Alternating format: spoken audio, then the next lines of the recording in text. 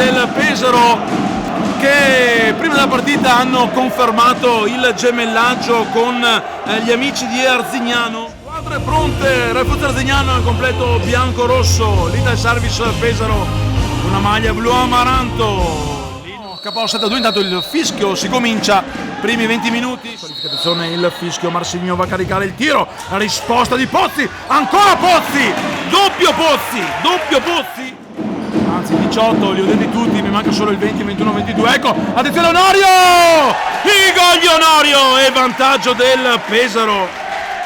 Un po' come il coltello nel burro fuso. Live ancora su BMG, attenzione, Canale, il tiro, la risposta di Pozzi, ma ancora il Pesaro con un tacco qui fermato all'ultimo, confusione, ma l'Arzignano che ancora una volta si salva. Ghiaccio sulla caviglia, probabilmente un colpo, attenzione però a Canal, Mauro Canal che va ad uccellare Pozzi. Dunque il raddoppio dell'Ital Service. Tumiati, Marzio va a caricare il tiro, fuori, alto di poco.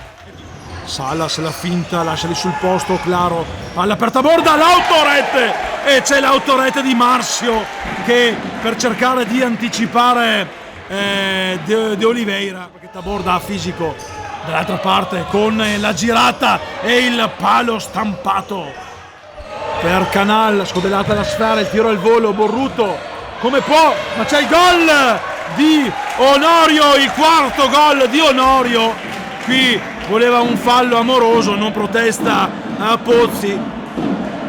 Dunque al minuto 15:40 con un contrasto efficace lo perde Morillo, ma lo riconquista, va via Morillo, il palo di Morillo e il Palatezza, 42 secondi alla fine, palla in mezzo, ancora il gol del Pesaro, lasciato solo a pascolare là in mezzo all'area il giocatore del Pesaro.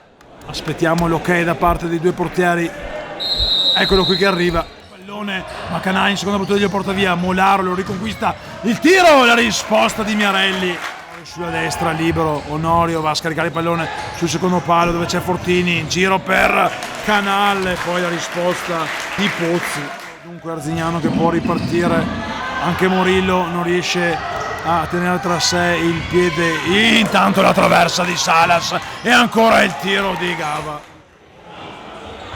La partita, ecco qui il tiro di Bastini e poi Taborda, 6-0 tennistico con Taborda che cercano perlomeno il gol della bandiera che in questo momento non arriva, e qui intanto riparte De Oliveira che spiazza Bastini che non si era capito, e dunque sono a 7, sono 7 i gol del Pesaro.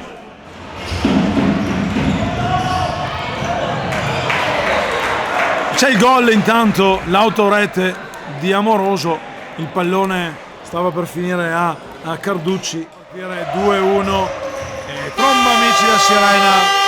Arriva il triplice fischio di questa difficilissima serata per l'Arzignano.